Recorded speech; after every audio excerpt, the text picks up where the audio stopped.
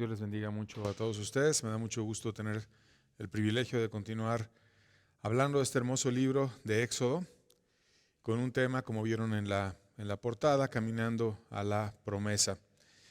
Y bueno, de manera introductoria quisiera compartir un pasaje en Hebreos capítulo 12, verso 1, que nos habla sobre cómo no solamente ellos, sino también nosotros estamos llamados a caminar hacia las promesas de Dios. Y la promesa más grande es tener una carrera adecuada, una carrera cristiana y llegar a estar en la tierra prometida, en el cielo, al lado de Jesucristo por la eternidad. Hebreos 12:1 dice la Biblia: por tanto, nosotros también, teniendo en derredor nuestro tan grande nube de testigos, despojémonos de todo peso y del pecado que nos asedia y corramos con paciencia la carrera que tenemos por delante. Es una carrera, la vida en general, la carrera cristiana, la carrera de dar el corazón por todo aquello que Dios nos pide que lo demos, donde hay dificultades, donde hay problemas, donde hay situaciones que pueden ponerse difíciles, y lo dice el pasaje: el pecado nos asedia, hay peso que nos está acorralando, y debemos de quitarnos todo peso, toda situación que nos pueda asediar, y estar más bien buscando la bendición de Dios en esta carrera. Y hay un ejemplo interesante sobre un rey que en un camino él puso una piedra en una carretera, una piedra muy grande, y entonces estuvo observando cómo se comportaban sus súbditos con relación a esa piedra. Y llegaban con sus carretas, sus súbditos, y todo el mundo renegaba de la piedra. Había muchos comentarios de que el rey era un irresponsable, de que no tenían cuidado de los caminos, de que el gobierno no hacía su trabajo. Y empezaban a murmurar mucho, y iba un hombre que era un comerciante y tenía un cesto, y estaba cargando el cesto con las mercancías dentro de él, que él iba a la ciudad a comerciar, a vender.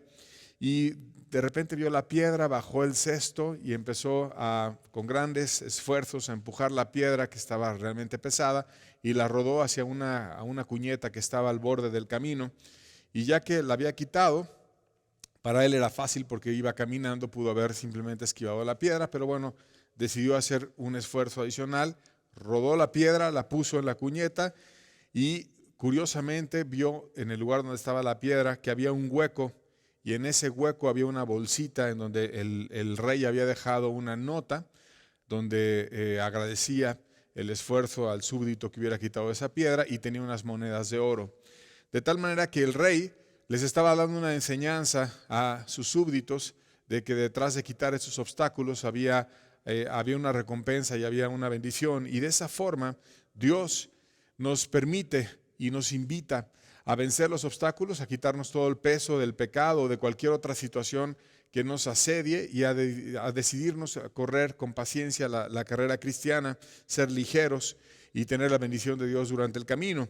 Y hoy vamos a ver cómo es que Israel, después de haber sido salvado milagrosamente por Dios cuando cruzó el mar, como hablamos la semana pasada, cómo ellos empezaron a tener también en ese camino hacia la tierra prometida diversas dificultades, pero que Dios, detrás de cada una de esas dificultades, les dio una bendición especial, un tesoro, una gran joya y una gran bendición que la vamos a estar describiendo mientras vamos narrando las dificultades que tuvo Israel. Y vamos a hablar de las 5 dificultades que Israel enfrentó en su caminata después de cruzar el Mar Rojo hacia la tierra prometida. La primera de ellas fue la escasez de agua en el desierto. Éxodo 15, versos 22 al 23. Dice la palabra de Dios: e hizo Moisés que partiese Israel del Mar Rojo, y salieron al desierto de Shur, y anduvieron 3 días por el desierto sin hallar agua. Y llegaron a Mara, y no pudieron beber las aguas de Mara porque eran amargas, y por eso le pusieron el nombre de Mara. Ese lugar estaba en el camino costero al lado del Mar Rojo, y estaban ellos caminando rumbo al monte Sinaí, y se identifica el día de hoy como Corondel, donde aún existen aguas salobres, o sea que no son dulces, son amargas, tienen un sabor desagradable para beber. Y entonces ellos iban ahí caminando al lado del mar, y llegan a un lugar deseando tener agua, pero no era un agua bebible, no era un agua cómoda. Y aquí hay una gran verdad, que es cuando Dios nos llama a vivir el cristianismo no quiere decir que el creyente no va a tener dificultades y no va a tener problemas. Siempre, tanto para una persona creyente como para la no creyente, en este mundo vamos a tener todos problemas. Y la Biblia lo aclara incluso para que nos quede totalmente claro a todos que el cristiano, el justo, aquella persona que se rinde a Dios, va a tener aflicciones y dificultades. Salmo 34, verso 19, dice la Biblia: muchas son las aflicciones del justo, pero de todas ellas le librará Jehová. Hay muchísimas cosas que el justo va a enfrentar, va a tener dificultades, va a tener aflicciones, va a tener situaciones que en su alma sienta presión, sienta aflicciones, pero como no está solo y como va caminando no solo, sino va con Dios y sabe depender de Dios, y su justicia no viene de sí mismo, sino viene de que tuvo un acto de humildad con Dios para rogar que Él le perdonara. Dios le va a librar constantemente de cada una de sus aflicciones. Y vamos a ver cómo es que ellos encontraron la bendición de Dios. Versos 24 al 25 de Éxodo 15, dice la Biblia: entonces el pueblo murmuró contra Moisés y dijo: ¿qué hemos de beber? Y Moisés clamó a Jehová, y Jehová le mostró un árbol y lo echó en las aguas, y las aguas se endulzaron. Allí les dio estatutos y ordenanzas, y ahí los probó.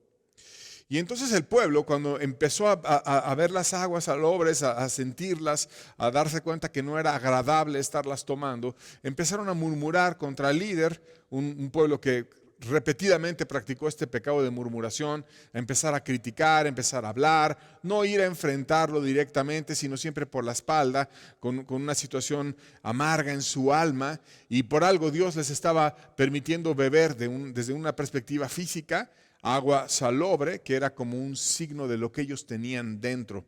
Y finalmente ellos no estaban salvos en cuanto al corazón, estaban salvos en cuanto a que habían salido de la esclavitud de Egipto, pero era una nación que estaba escapando físicamente de la esclavitud, mas Dios quería hacer algo mucho más grande en ellos, que era no solamente librarlos físicamente de la esclavitud, sino librarlos de la más grande de todas las esclavitudes, que es la esclavitud del corazón. En su corazón tenían amargura, en su corazón tenían quejas, en su corazón tenían murmuración, tenían ingratitud, tenían incredulidad, tenían muchas cosas que necesitaban ser tratadas. Y no porque fueran salvados desde la perspectiva física, quería decir que de corazón tenían una verdadera salvación. Así que ellos empiezan a murmurar en contra de Moisés, empiezan a hablar y a decir: ¿qué hemos de beber? Y Moisés entonces clamó a Dios, como leímos en el pasaje, y le echó un árbol a las aguas, y las aguas se endulzaron. De tal manera que las aguas, por un madero, por un árbol que fue arrojado a esas aguas amargas, fue arrojado un madero, un árbol.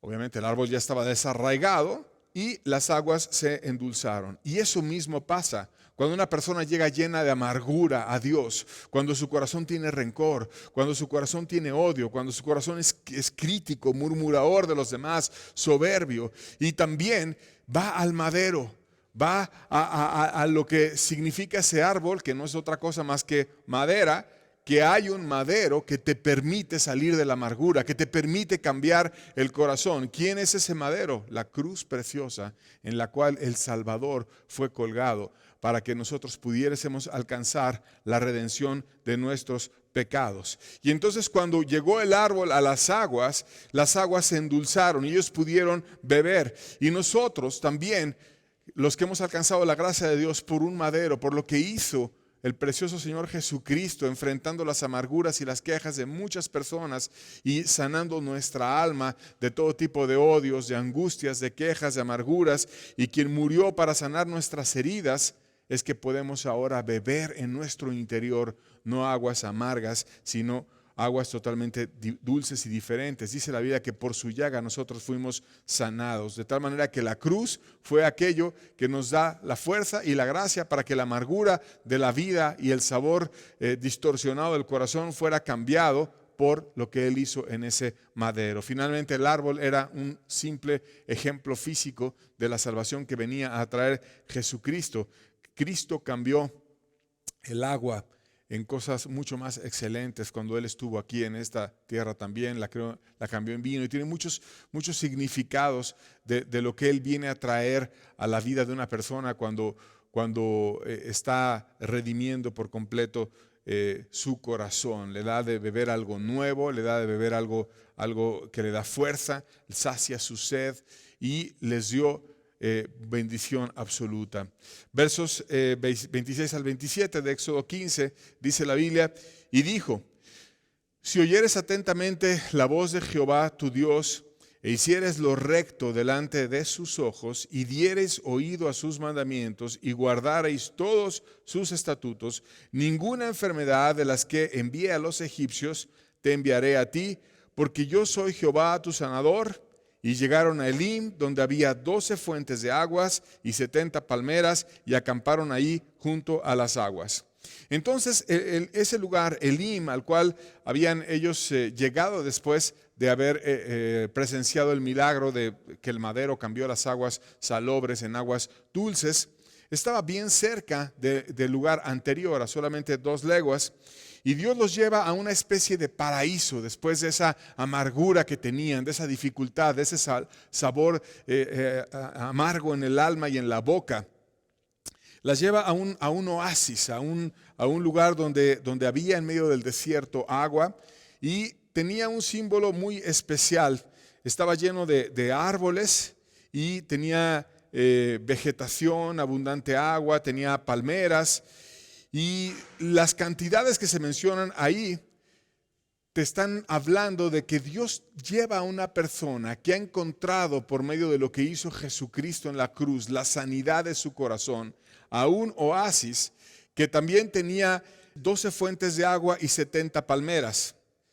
Y de la misma forma como dice el pasaje, Dios lleva a una persona redimida a un lugar donde hay 12 fuentes de agua que equivalen a los 12 apóstoles del Cordero, como también había 12 tribus de Israel, y había también 70 enviados que Jesucristo levantó en la iglesia cuando Él estuvo aquí. Además de sus 12 apóstoles, ministró a otros 70 que fueron enviados a predicar, y que también tienen una equivalencia en el Antiguo Testamento cuando habían 70 ancianos. Y no te está hablando de otra cosa más que ese oasis es la iglesia. Dios lleva a una persona que está amargada, que está frustrada, que encuentra en la cruz de Cristo el secreto para lograr limpiar sus pecados, para cambiar su corazón, para que se acabe ese sabor salobre ahí en el alma, y la lleva luego al oasis que es la iglesia. Y en la verdadera iglesia no hay amargura, no están las aguas ahí salobres, hay dulzura, hay amor, hay bendición, y Dios está en ese lugar bendiciendo, ayudando y permitiendo que la persona lo conozca mucho más. Dios entonces hace un milagro y después los lleva inmediatamente a la iglesia, como lo quiere hacer en tu corazón, cambiando tu vida y llevándote a la iglesia donde puedas conocer más de Cristo. Y después viene la segunda dificultad. Ya hablamos de la primera de ellas y cómo detrás de esa primera dificultad Dios sacó un tesoro, Dios les mostró algo precioso y Dios los llevó a algo que los iba a poder fortalecer y bendecir en gran manera. Y viene la segunda dificultad. Éxodo 16, versos 2 y 3 dice: y toda la congregación de los hijos de Israel murmuró contra Moisés y Aarón en el desierto, y le decían los hijos de Israel: ojalá hubiésemos muerto por mano de Jehová en la tierra de Egipto, cuando nos sentábamos a las ollas de carne, cuando comíamos pan hasta saciarnos, pues nos habéis sacado a este desierto para matarnos de hambre a toda esta multitud. Y vemos cómo su corazón era inconverso, vemos cómo ellos no tenían un corazón agradecido con Dios y estaban constantemente quejosos y estaban con una lucha interna. Qué malicia tan espantosa el pensar que Dios los había sacado de Egipto para matarlos de hambre. Qué desconfianza tan asquerosa. Si Dios los hubiera querido matar de hambre, ¿para qué los saca de Egipto? Hubiera podido juzgarlos de esa forma en Egipto o en cualquier lugar. Mas Dios los saca para bendecirlos, para ayudarlos, para llevarlos a una promesa, para que convivieran con Él, para que descubrieran la fuerza, para mostrarles un oasis, para ayudarlos. Mas ellos estaban quejosos, estaban inconversos muchos de ellos, y empezaban a decir: uy, en Egipto comíamos carne, uy, en Egipto teníamos esto, y ahora nos vamos a morir de hambre. Y toda la congregación de nuevo practicó ese pecado que era la murmuración, que reflejaban ese estado quejoso del alma. Y vemos cómo Dios trata de una manera súper amorosa a esos hebreos y les ayuda, les instruye, les ama y les hace milagros para acercarlos a él y redimir sus vidas por completo. Verso 4 de Éxodo 16 dice: y Jehová dijo a Moisés: he aquí yo os haré llover pan del cielo, y el pueblo saldrá y recogerá diariamente la porción de un día, para que yo lo pruebe si anda en mi ley o no. Moisés les habla al corazón. Dios va a traer, Dios te va a bendecir, y las aflicciones entonces servían para que ellos pudieran descubrir una bendición más de Dios. Y les dice Dios: yo voy a venir, les voy a dar un pan del cielo y voy a demostrar si ellos andan en mi ley o no, según comen ese pan. Algo sencillísimo, algo como simplemente el alimento de cada día iba a mostrar si ellos andaban en la ley de Dios y amaban a Dios o no amaban a Dios. ¿Cuál es la ley de Dios? Se resume en un mandamiento simple, que es amar a Dios sobre todas las cosas y amar a tu prójimo como a ti mismo. Esa es la ley de Dios, que después, para explicarla de forma detallada, hay muchas ordenanzas, pero todas ellas convergen en ese punto que es el centro de todo: amar a Dios sobre todas las cosas y amar al prójimo como a uno mismo. Seguimos leyendo la historia, versos 7 y 9, dice de Éxodo 16: y a la mañana veréis la gloria de Jehová, porque él ha oído vuestras murmuraciones contra Jehová. Porque nosotros, ¿qué somos para que vosotros murmuréis contra nosotros? Verso 9. Y dijo Moisés a Aarón: di a toda la congregación de los hijos de Israel: acercaos a la presencia de Jehová, porque él ha oído vuestras murmuraciones. Aquí Moisés sabía que Dios les iba a dar una bendición del cielo, sabía que Dios los iba a alimentar, que les iba a dar su gracia. Ya te leímos la promesa de Dios, pero él quería reconciliar al pueblo con Dios. Y entonces, para reconciliarlo con Dios, le dice: no, espérate, tú no estás murmurando contra mí. Claro, porque el pueblo, cuando se ponía a murmurar contra Moisés, está muy difícil de repente ponerte directamente a murmurar contra Dios, y necesita alguien ser muy osado para ponerte a hablar contra Dios. Y lo que hace la gente entonces es ponerse a murmurar contra otro, y murmuran contra un hombre o contra otro, y empiezan a hablar mal de él por su cobardía de no ver sus pecados o no ver la situación que está mal en su alma. Pero Moisés le dice: ¿yo qué soy? ¿Por qué tienes que murmurar contra mí? ¿Qué tienes tú que hablar contra mí? Nosotros no somos nada para que tú vengas y murmures contra nosotros. Tu problema es con Dios, y a Dios has insultado por causa de tus murmuraciones. Porque yo no te saqué de Egipto, el que te sacó de Egipto fue Dios, y Él es el que te va a proveer y el que dijo que te iba a llevar a la tierra prometida, y tú estás quejándote de Dios. Y entonces los confronta porque los quería llevar a un arrepentimiento, los quería restaurar, los quería amar con el evangelio. ¿Y qué hizo Dios además de confrontarlos? Versos 13 al 15 de Éxodo 16 dice: y venida la tarde subieron codornices que cubrieron el campamento, y por la mañana descendió rocío en derredor del campamento, y cuando el rocío cesó de descender, he aquí sobre la faz del desierto una cosa menuda, redonda, menuda como escarcha sobre la tierra. Y viéndolo los hijos de Israel, se dijeron unos a otros: ¿qué es esto? Porque no sabían qué era. Entonces Moisés les dijo: es el pan que Jehová os da para comer. En su amor, Dios les da carne como ellos querían, pero no solamente les da carne, lo que ellos pedían, las codornices, sino les da un pan que era especial, un pan que nunca más se vio en la tierra, que Dios mismo lo preparó y se los dio a ellos, que le pusieron el nombre de maná, que es un alimento que guardaba su salud, que era dulce, que los saciaba por completo, que les satisfacía todos los requerimientos que ellos tenían en cuanto a su nutrición. Y se daba un contraste: ok, tú pides carne y pides esto, pero yo te doy algo mucho mejor, que es el maná. Tú me estás pidiendo esto, pero te doy, lo que tú quieres, más te doy algo mucho mejor, que es este maná del cielo. Y vamos a ver cómo era ese maná. Verso 31 de Éxodo 16 dice: y la casa de Israel lo llamó maná, y era como semilla de culantro blanco, y su sabor era como de hojuelas de miel. Era blanco, que está hablando Dios del significado de pureza, algo puro que era ese pan. Tú estás comiendo, ingiriendo. Yo quiero que lo que tú lleves adentro de tu cuerpo sea algo puro. Y era como la miel, es decir, era dulce, era nutritivo, te permitía tener fuerza y también era como una semilla. ¿Y qué es una semilla? Es el inicio de lo que va a dar fruto. En otras palabras, Dios te alimenta de cuestiones puras, Dios te alimenta de cuestiones que a tu alma le dan dulzura, le dan fuerza y te fortalece para que tú vayas y des fruto. Y es lo que significa el alimento del maná llevado a una perspectiva espiritual. Versos 19 al 20, seguimos leyendo. Y les dijo Moisés: ninguno deje nada de ello para mañana. Mas ellos no obedecieron a Moisés, sino que algunos dejaron de ello para el otro día, y crió gusanos, y hedió y se enojó contra ellos Moisés. El alimento era especial, y era especial porque solamente podía durar un día.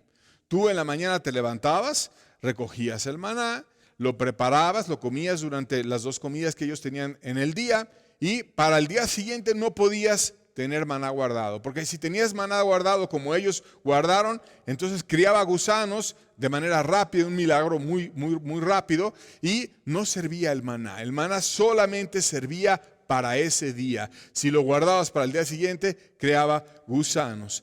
Cada día ellos debían de ir a buscar su propio pan. Y esa era la forma en la que Dios probaba sus corazones. Dios les estaba dando un alimento para probar qué había en sus corazones. ¿Y qué había en sus corazones? Desconfianza. ¿Y qué tal si mañana Dios no me va a dar el alimento? ¿Y qué tal si mañana ya me levanté, ya recogí? Mejor ya mañana descanso, ya no voy y recojo. Ya recogí para hoy y para mañana, pero el alimento era diario. Diario debes de venir y debes de comer tu alimento conmigo. Y esto de nuevo es una figura en un sentido espiritual. Todos los días requerimos del alimento espiritual para nuestras almas. Y las oraciones y las bendiciones y las cuestiones que tú puedas alimentar tu alma con ellas en este día no te van a servir para mañana ni para pasado mañana. Hoy necesitamos de Dios y buscaremos a Dios, y mañana lo seguiremos necesitando y buscaremos de nuevo a Dios. ¿Quién es entonces ese pan? ¿Quién es el maná que necesitamos buscar nosotros cada día?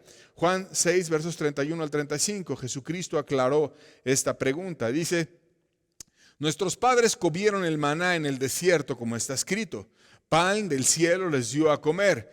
Y Jesús les dijo: de cierto os digo, no os dio Moisés el pan del cielo, mas mi Padre os da el verdadero pan del cielo. Porque el pan de Dios es aquel que descendió del cielo y da vida al mundo. Le dijeron: Señor, danos siempre este pan. Jesús le dijo: yo soy el pan de vida, y el que a mí viene nunca tendrá hambre, y el que en mí cree no tendrá sed jamás. Entonces el verdadero maná no es aquel maná que alimentaba sus cuerpos desde una perspectiva física, sino el verdadero maná es el Señor Jesucristo, aquel que puede alimentar mucho más que tu cuerpo, que es tu alma, y que lo va a hacer cuando tú vas todos los días con Él, cuando tú vas reconociendo que tú necesitas ese pan de vida que es Cristo, y dice: el que a mí viene no va a tener hambre, y el que en mí cree no tendrá sed jamás. ¿Cómo comer ese pan de vida? Yendo a Cristo diario y creyendo en Cristo. Y de esa manera es que podemos comer nuestro pan de vida. Te pregunto yo hoy: ¿tú ya comiste tu pan de vida? ¿Tú ya fuiste con Cristo? Porque hay gente que no crece espiritualmente, porque hay gente que está toda debilitada, porque hay gente que está sin fuerzas, que no puede, no tiene fuerzas, viene el diablo, lo agobia, no está fuerte, no puede enfrentar las tentaciones y está en una debilidad extrema, porque no se alimenta de Cristo, no está yendo a Cristo y no está comiendo de Cristo. ¿Por descuidada? O quizás porque ni siquiera es salva y no ha creído en el Salvador bendito que puede alimentar su alma también. Y después viene la tercera dificultad. Ya vimos 2 y vamos a ver la tercera, que es una segunda escasez de agua. Éxodo 17, versos 1 al 3, vamos a leer esta tercera dificultad. Toda la congregación de los hijos de Israel partió del desierto de Sin por sus jornadas conforme al mandamiento de Jehová, y acamparon en Refidim, y no había agua para que el pueblo bebiese. Y altercó el pueblo con Moisés y dijeron: danos agua para que bebamos. Y Moisés les dijo: ¿por qué altercáis conmigo? ¿Por qué tentáis a Jehová? Así que el pueblo tuvo ahí sed y murmuró contra Moisés y dijo: porque nos hiciste subir de Egipto para matarnos de sed a nosotros y a nuestros hijos y a nuestros ganados. Y de nuevo vemos el mismo pecado que ellos tenían. Eran unos murmuradores. Y a pesar de tantas bendiciones que Dios les estaba dando, todavía no tenían su corazón convertido. Y de nuevo, como Dios veía que su corazón no estaba convertido, entonces les manda otra crisis. Y cuando tú ves que muchas crisis y muchas dificultades y que Dios está hablando detrás de esas crisis, es porque Dios quiere tratar contigo. Y detrás de esas situaciones Dios quiere que tú le pongas atención a tu alma y que te pongas a pensar qué hay detrás de eso que te está pasando. Y el día de hoy que estamos en pandemia, en muchas crisis, piensa qué quiere Dios hablarte y qué quiere Dios tratar contigo. El pueblo se pone a murmurar, siempre viendo al hombre, siempre viendo a Moisés. Es que Moisés esto. Murmurando contra Moisés, hablando contra Moisés. Tú nos quieres matar a nosotros, a nuestros niños, a nuestros ganados, a todos nos quieres matar. Jugaban mucho el rol de la víctima y se victimizaban ellos y Moisés era el malo. Ya el diablo viene y trastorna la forma de pensar de la gente para que aquel que les había hecho bien, que era Moisés, ahora lo veían como malo y estaban murmurando de él, hablando mal de él, etc. Y siempre eso pasa cuando la gente está con un corazón sucio y empieza a caer en las tentaciones y a no ser aquellos que guarden su corazón verdaderamente. Y entonces Dios trata con ellos y les empieza a poner esa nueva aflicción para mostrarles que estaban ellos en una gran esclavitud. ¿Qué es lo que pasaba con ellos? De repente veían a Dios, cruzaban el mar y estaban alabando y estaban ahí cantando un cántico y luego de repente ya había falta de agua y entonces ven el madero que va y limpia el agua y estaban bebiendo y estaban muy contentos y luego falta de comida y otra vez murmuraban y después Dios venía y les daba el maná y otra vez estaban ahí comiendo como bendecidos y después venía otra vez falta de agua y otra vez estaban murmurando. ¿Cómo es una persona así? Que está cayendo consistentemente en pecado, que tiene bendiciones, pero que no se levanta con la fuerza suficiente para permanecer. ¿Cómo es una persona así? Una persona que hace eso es un esclavo. Y un esclavo no puede permanecer en la bendición de Dios. Y Jesucristo lo aclaró en el libro de Juan, capítulo 8, versos 34 al 36. Dice, Jesús les respondió, de cierto os digo, que todo aquel que hace pecado, como ellos, que eran murmuradores, esclavos del pecado, y no lo puede soltar, y no lo puede soltar. Y el esclavo no queda en la casa para siempre, el Hijo sí queda para siempre. Así que si el Hijo os libertare, seréis verdaderamente libres. ¿Qué necesitaban ellos? Que Cristo libertara su corazón. Necesitaban romper esa esclavitud, pero no la esclavitud que habían tenido en Egipto, sino la esclavitud de corazón. Y qué increíble es que Dios en una noche los sacó de Egipto rápidamente y salieron huyendo y luego cruzaron el mar y fue algo relativamente rápido. Pero ese trato con el corazón fue lento, porque ellos no querían profundizar en sus corazones, porque ellos no querían ver todo lo que Dios tenía detrás en su amor y en su paciencia para con ellos, y fueron lentos para estar tratando con sus propios corazones. Dios quería provocar en ellos una salvación real. Versos 6 al 7 de Éxodo 17 dice, he aquí yo estaré delante de ti sobre la peña de Horeb, y golpearás la peña y saldrán de ella aguas y beberá el pueblo. Y Moisés lo hizo así en la presencia de los ancianos de Israel. Y llamó el nombre de aquel lugar Mashah y Meriba, por la rencilla de los hijos de Israel, porque tentaron a Jehová diciendo, ¿está pues Jehová entre nosotros o no? La nube que ellos tenían, que era la presencia manifiesta de Dios, los llevó hacia una peña de Horeb, que se piensa que era parte del monte Sinaí, es decir, una roca que había ahí. Y en esa roca debajo había una cantidad de agua súper abundante, porque eran más o menos 2 millones de personas. Una cantidad de agua enorme que podía suplir a 2 millones de personas que tenían sed. Y la roca, de nuevo, era un reflejo de algo que es mucho más grande que una peña. ¿Qué era lo que reflejaba esa peña en la cual Dios les iba a dar de beber por medio de esa peña? Que Dios hubo una oración y una bendición y de la peña empezó a salir agua para que ellos pudieran beber. Más, ¿quién era esa roca? 1 Corintios 10, verso 4, dice la Biblia. Y todos bebieron la misma bebida espiritual, porque bebían de la roca espiritual que los seguía, y la roca era Cristo. El Señor Jesucristo era la roca, era la bendición, era cuando estaban sedientos, cuando estaban quejosos, cuando estaban mal. Fue la nube, se puso sobre Horeb y les puso, hey, ponle atención a la peña de Horeb y ve ahí a la peña, beber para tu alma. Y Cristo era la peña, y de esa peña salieron muchísima agua para 2 millones de personas, para todos sus ganados, para todos ellos. Cristo es aquel que puede dar saciedad a tu alma. Juan 11, verso 25, dice la Biblia, Jesús les dijo, yo soy la resurrección y la vida, y el que cree en mí, aunque esté muerto, vivirá. Como era el caso de ellos, que estaban vivos físicamente, pero en sus almas estaban muertos. Y por eso estaban muchas veces quejándose, muchas veces murmurando, muchas veces desconfiando, muchas veces en chismes, muchas veces en cuestiones que hablan de un corazón inconverso. Murmurar ahí detrás, no van y se lo dicen de frente, sino siempre ahí con otro, puras cobardías, hay amarguras, hay muchas situaciones incorrectas en una persona que está murmurando, desconfianzas, y ellos necesitaban pasar de la muerte a la vida. ¿Cómo puedes pasar de la muerte a la vida? Jesucristo dijo, yo soy la resurrección y la vida. Yo puedo darte vida nueva. Yo puedo hacer que esa vida que tú tienes, que estás como muerto, apagado, con tu espíritu seco, que no tiene conexión conmigo, pero que creas en Él. Y cuando crees en Él, al que cree en Él, aunque esté muerto, vivirá. Que en medio de tu falta de vida espiritual vayas y creas en Él, que oigas las palabras que dijo Jesucristo, que las pongas en práctica, que ese arrepentimiento del cual habló Jesucristo lo creas, lo vivas, que esa fe de la cual habló Jesucristo la creas, la vivas, y entonces vengas a una nueva vida en Cristo. Y que no solamente te quedes en un aspecto de ir a Cristo para tener esa nueva vida, sino que todos los días vayas dependiendo de Cristo. Juan 7, versos 37 al 39, dice la Biblia, en el último y gran día de la fiesta, Jesús se puso en pie y alzó la voz diciendo, en una fiesta religiosa, en una fiesta donde ellos estaban buscando, entre comillas, a Dios, pero sus almas estaban secas y muertas. Y Jesús, cuando vio que no estaba realmente su corazón saciado, viendo más allá que una fiesta religiosa, se puso en pie y alzó la voz diciendo, si alguno tiene sed, venga a mí y beba.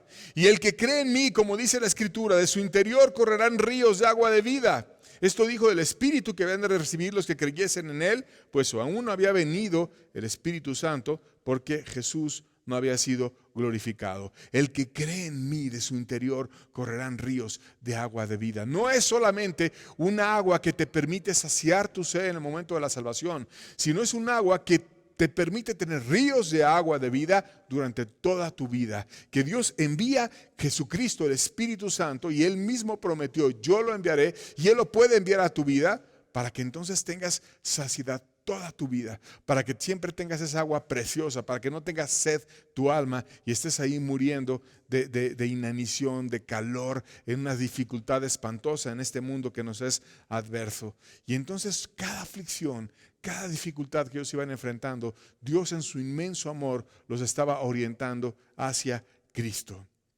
Y viene la cuarta dificultad, la batalla con Amalek. Éxodo 17, versos 8 al 10, dice la Biblia. Entonces vino Amalek y peleó contra Israel en Refidim. Y dijo Moisés a Josué, escógenos varones y sal a pelear contra Amalek mañana, y yo estaré sobre la cumbre del collado y la vara de Dios en mi mano. E hizo Josué como le dijo Moisés, peleando contra Amalek, y Moisés y Aarón y Hur subieron a la cumbre del collado. Los amalecitas debieron haber intentado atacar a los israelitas de la misma forma en la que atacaban las caravanas de quienes peregrinaban en el desierto. No dice la Biblia que Israel los hubiera provocado de alguna forma, sino más bien parece que ellos fueron y los atacaron. Eran nobles, ellos descendientes de Esaú. Fíjate hasta dónde llega la amargura de tiempo atrás en lo que aprendimos durante el libro de Génesis. Y entonces Moisés le dice a Josué, a un joven que por primera vez aparece aquí en la Biblia, y le dice, tú ve y pelea contra Amalek. Y entonces empieza a levantar a la siguiente generación, a un joven que fue obediente, que no fue cobarde, que dice, ok, me dice que yo vaya y pelee contra Amalek, voy a pelear contra Amalek. Y pasa algo interesante, que es que él se va al monte y levanta la vara y levanta las manos de aquella vara que Dios les había dado para hacer la bendición y los milagros, y la que había sido convertida en culebra, y después la tomabas y otra vez era vara, y Dios la usó como testimonio para dar mucha bendición a Israel, y la levantaba como diciendo, Dios, tú eres aquel que nos ha bendecido. Y oraba a Dios, Dios, la bendición debe de venir de ti. Ese joven Josué no puede ganar la batalla si tú no das la bendición. Y se fue hasta arriba en un monte para que todo el mundo viera que Moisés estaba levantando oraciones por Josué. Y qué importante es que cuando un joven se levanta y empieza a pelear las batallas de Dios, que los demás le acompañemos en oraciones. Y si él va a hacer algo, va a ser solamente porque podamos interceder por él. Y entonces Moisés va al monte y empieza a levantar la vara, las manos santas a Dios. ¿Y qué fue lo que pasó? Versos 11 al 12, seguimos leyendo la historia. Dice Éxodo 17, y sucedía que cuando alzaba Moisés su mano, Israel prevalecía. Mas cuando él bajaba su mano, prevalecía Amalek. Y las manos de Moisés se cansaban, por lo que tomaron una piedra y la pusieron debajo de él, y se sentó sobre ella, y Aarón y Hur sostenían sus manos, el uno de un lado y el otro de otro, y así hubo en sus manos firmeza hasta que se puso el sol. Una batalla muy larga, una batalla de un día completo, y obviamente tener un día completo levantadas las manos, rogando a Dios en un signo físico, era algo muy cansado. Y recuerda que Moisés era un hombre anciano. Entonces sus compañeros le ponen una piedra abajo para que él se sentara en la piedra y para que pudiera sostener su cuerpo por más tiempo, y uno se pone de un lado y otro se pone del otro lado y le ayudan a mantener sus manos arriba. Y así estuvieron esos tres hombres trabajando en equipo para decirle a Dios, necesitamos tu bendición. Dios, necesitamos levantar tus manos. Necesitamos que tú seas de arriba, de lo alto, el que vengas y bendigas a ese joven que está peleando las batallas de Dios. Posteriormente en el Nuevo Testamento se habla de la imposición de manos y otras cosas que se aclaran más adelante en la Biblia. Pero Dios les estaba dando un ejemplo a ellos para que de forma física todo el pueblo viera. Si Moisés levanta sus manos, si busca la bendición de Dios, el que aprendió a acercarse conmigo, el que aprendió a buscarme a mí, si él levanta sus manos, entonces Josué va a poder ganar. No es porque Josué sea muy hábil, no es porque Josué sea muy valiente. Cuando Moisés bajaba las manos porque se cansaba, Amalek prevalecía. Y cuando Moisés de nuevo levantaba las manos, entonces Josué prevalecía. Y era una batalla. ¿Y de qué necesitamos en la batalla? Necesitamos la bendición de Dios. La única forma de ganar la batalla no es en tus fuerzas, es con la bendición de Dios. Seguimos a Jehová de los ejércitos, seguimos a aquel que es poderoso en batalla, seguimos a aquel que nos puede dar la victoria, pero necesitamos buscar la bendición de Dios y estar agarrados de Él para poder tomar la dicha de tener su compañía y su ayuda. Y la iglesia está llamada a trabajar en equipo, la verdadera iglesia, y estar buscando la bendición de Dios. Los jóvenes sirviendo, los ancianos orando y buscando la gracia de Dios, otros apoyando a Moisés. Todo es en equipo, y entonces pudo venir un grandísimo fruto. ¿Qué pasó? Verso 13 de Éxodo 17 dice: y Josué deshizo a Amalek y a su pueblo a filo de espada. Lo deshizo. ¿Por qué lo deshizo? Porque hubo personas intercediendo, hubo el testimonio de Dios y hubo la gracia por completo. Hubo una grandísima victoria cuando ellos se pusieron a trabajar en equipo. Y luego vino la quinta gran dificultad, que fue la escasez de personal. Éxodo 18, versos 13 al 14, lo leemos juntos. Dice: y Moisés salió a recibir a su suegro y se inclinó y lo besó, y se preguntaron el uno al otro cómo estaban, y vinieron a la tienda. Y aconteció que al día siguiente se sentó Moisés a juzgar al pueblo, y el pueblo estuvo delante de Moisés desde la mañana hasta la tarde. Viendo el suegro de Moisés todo lo que hacía con el pueblo, dijo: ¿qué es esto que haces tú con el pueblo? ¿Por qué te sientas tú solo y todo el pueblo está delante de ti desde la mañana hasta la tarde? O sea, ¿cómo es posible que tú estés desde temprano, desde que amanece, desde que está el sol, y tú te pongas ahí cuando el sol se levanta a oír a este pueblo tan grande que son 2 millones de personas, te sientes y venían ahí formados ellos y uno tenía un problema y otro tenía otro problema, se sentaban con Moisés y juzgaban su problema y él oía las controversias de ellos y apoyaba ahí a Israel a dirimir sus asuntos.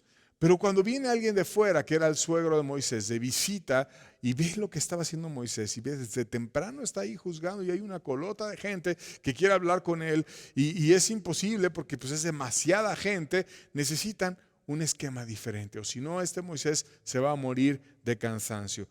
Ve cómo se lo dice, versos 18 al 20, dice: desfallecerás del todo tú y también este pueblo que está contigo, porque el trabajo es demasiado pesado para ti, no podrás hacerlo tú solo. Oye ahora mi voz y te aconsejaré, Dios estará contigo. Está tú por el pueblo delante de Dios y somete tú los asuntos a Dios y enseña a ellos las ordenanzas y las leyes y muéstrales el camino por donde deben de andar y lo que han de hacer. Vas a acabar cansadísimo, vas a acabar muerto y mejor tú enséñales cómo se debe de juzgar, enséñales las ordenanzas, enséñales las leyes, enséñales a hacer lo que es justo, que ellos aprendan a juzgar también, que ellos puedan resolver sus problemas con las leyes y con las instrucciones que tú les puedas ministrar, y entonces otros te puedan a ti ayudar a servir. Los versos 25 al 27 seguimos leyendo. Y escogió Moisés varones de virtud entre todo Israel y los puso por jefes sobre el pueblo, sobre 1000, sobre 100, sobre 50, sobre 10, y juzgaban al pueblo en todo tiempo, y el asunto difícil lo traían a Moisés, y ellos juzgaban todo asunto pequeño. Y despidió Moisés a su suegro, y éste se fue a su tierra. Entonces, en otras palabras, se levantó un equipo, un grupo de personas que empezaron a ayudar a Moisés. Era imposible que uno solo llevara 2 millones de personas, y empezó a hacer por grupos de 10, una celulita de 10 personas, un coordinador, y luego 10 grupos de 10, hacían 100 y había un coordinador, 10 grupos de 100, hacían 1000 y había un coordinador, y así 10 grupos de 1000 y había un coordinador, y empezó a hacer una estructura en Israel para que pudieran todos ser atendidos, y si había un problema que no se pudiera resolver en el grupo de 10, iban con el de 100, y si no, con el de 1000, y si no, con el de 10,000, hasta que llegaban a Moisés realmente los asuntos que eran demasiado difíciles o que necesitaban su atención, y él podía estar ministrando a Dios, haciendo otras actividades y no haciendo absolutamente todo por el pueblo. Ahora vamos a hacer un resumen de estos problemas que ellos enfrentaron en su caminata hacia la promesa. Primero, enfrentaron escasez de agua en el desierto, y Dios les da una revelación de la iglesia con 12 apóstoles, con 70 enviados. Dios sacó oro debajo de esa dificultad. Después enfrentaron escasez de comida, y Dios de nuevo sacó oro de debajo de esa dificultad y les dio el maná, que es el pan de vida, que es Jesucristo precioso, que podía alimentar sus almas y que es una figura preciosa para ti y para mí. Después enfrentaron una segunda escasez de agua, y entonces Dios los lleva a una peña, que es una roca grande, la peña de Oreb, en la cual una alma sedienta puede ir y puede beber, y esa peña sació la sed de 2 millones de personas. Y ya que estaban ellos con alimento, que estaban ellos con bebida, entonces vino una batalla, que fue la batalla contra Amalek, y la manera de ganar esa batalla fue por medio de la intercesión y por medio de la siguiente generación que se involucró, que fue Josué, para ir y pelear la batalla. Dios estaba levantándolos a ellos a ir a pelear una batalla. Y después vino el problema de la escasez de personal, y entonces empezó Dios a levantar una estructura de todo Israel con jefes de 10, de 100, de 1000, etcétera. Querido amigo, todos estos pasos que ellos transitaron durante su peregrinar hacia la promesa, hacia la tierra prometida, son pasos que tú y yo también podemos enfrentar en nuestra vida diaria. Y nos enseñan muchas figuras, nos enseñan que Cristo es nuestro alimento espiritual, nos enseñan que Cristo es nuestra bebida espiritual y que van a haber momentos en los cuales tu alma tenga hambre y momentos en los cuales tu alma tenga sed también, pero que si estamos con Cristo, dependiendo de Cristo, entonces podremos tener fuerza y tener gracia y tener bendición. Y van a haber batallas, pero si estamos apoyándonos en la intercesión y estamos peleando esas batallas con la ayuda de Dios y no solamente carnalmente, sino rogando a Dios que Él venga, nos ayude y nos proteja, entonces vamos a vencer por completo en las batallas. Y también va a haber una posibilidad no solamente de ser alimentados y de crecer y de ir y pelear a la batalla, sino también de servir como ellos fueron y sirvieron en grupos de 10, de 100, de 1000. Dios, si verdaderamente quieres ser cristiano, te llama a redimir tu alma con la gracia de Cristo. Alimentar tu alma que no esté sedienta, sino que en Cristo tenga siempre saciedad y siempre bendición por medio de los ríos de agua viva. Alimentar tu alma por medio del pan de vida que también es Cristo. Pero no quedarte alimentando por siempre, sino ir a pelear las batallas de Dios, como ellos hicieron en la guerra contra Amalek. Y no solamente ir a pelear ocasionalmente una batalla, sino meterte en una estructura donde tú puedas servir a los demás. Y esa es la caminata cristiana. No te puedes quedar en una parte, no te puedes quedar buscando tu salvación por siempre, sino debes de ir a la siguiente, a crecer, a alimentarte, a darte y a pelear las batallas que Dios tenga para ti, que pueden ser muy diferentes a las que tenga otra persona, pero para cada quien Dios tiene una batalla que pelear, y a tomar un lugar en la iglesia donde puedas bendecir a los demás. Hebreos 12:1 lo leímos al principio, pero ahora vamos a leer también el verso 2, no solamente el verso 1. Dice la Biblia: por tanto, nosotros también, teniendo en derredor nuestro tan grande nube de testigos, despojémonos de todo peso y del pecado que nos asedia, y corremos con paciencia la carrera que tenemos por delante. Puestos los ojos en Jesús, es la forma de correr la carrera, el autor y consumador de la fe, el cual por el gozo puesto delante de él sufrió la cruz, menospreciando el oprobio, y se sentó a la diestra en el trono de Dios. ¿Cómo correr esa carrera? Viendo a Jesús.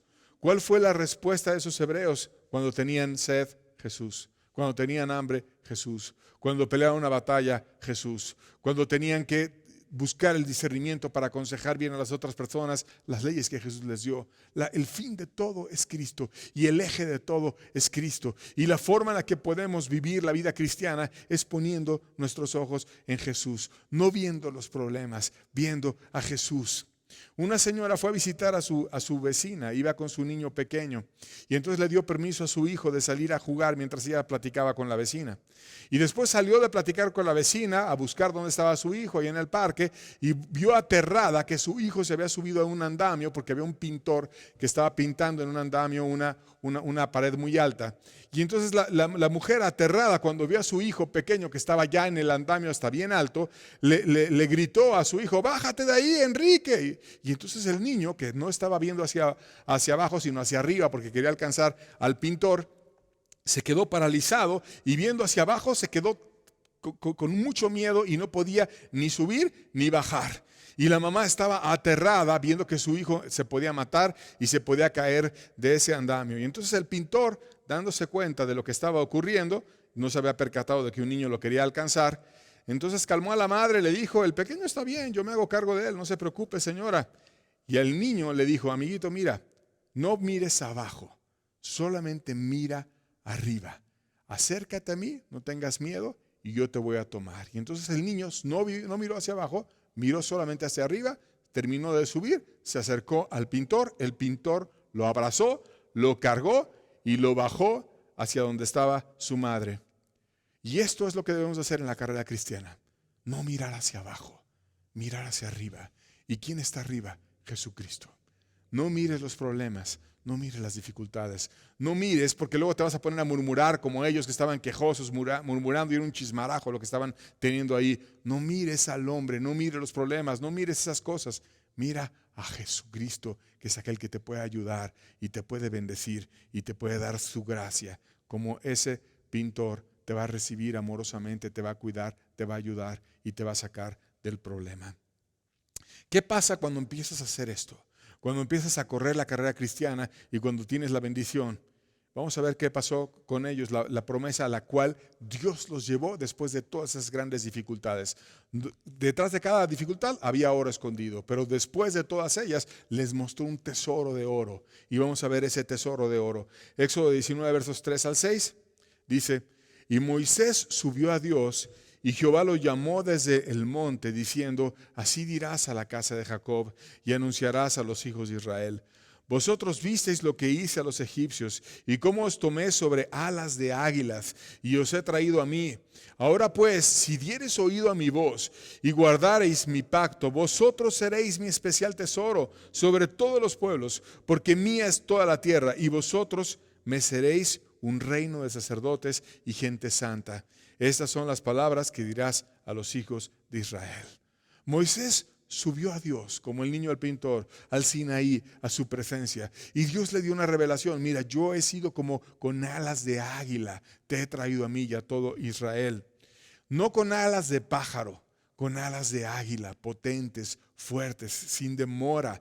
Dios viene y te acerca a su gracia y te acerca a su misericordia. ¿Y cuál es esa misericordia que Dios quería para todos ellos? Si guardas mi pacto, si caminas conmigo, vas a ser mi especial tesoro. Ven a ministrarme, ven a comer conmigo, ven a tener comunión conmigo, ven a beber de esa bebida espiritual, ven a comer de ese alimento espiritual que es Cristo. Deja que yo sea el que gobierne tu vida, deja que yo sea el que cambie por completo tu vida, y entonces vas a ser una nación santa, que quiere decir apartada para Dios, una nación mía. Vas a tener la bendición sobre todas las cosas, vas a tener mi poder y yo te voy a estar ayudando. Vas a ser una nación real, un territorio del rey, donde Dios y no el hombre sea el que gobierne, donde Dios sea el que venga y te diga qué hacer, donde escuches mi voz y seas mi tesoro y tengas comunión conmigo. La gente que no tiene comunión con Dios está todo el tiempo tratando de depender del hombre. Oye, ¿qué hago acá? ¿Qué hago allá? Mas Dios nos llama a ser ciudadanos de su reino y oír de Él lo que Él quiere para cada una de las familias.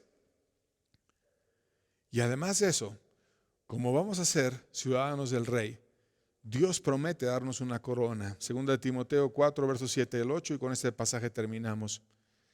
Vemos a alguien que alcanzó esa corona.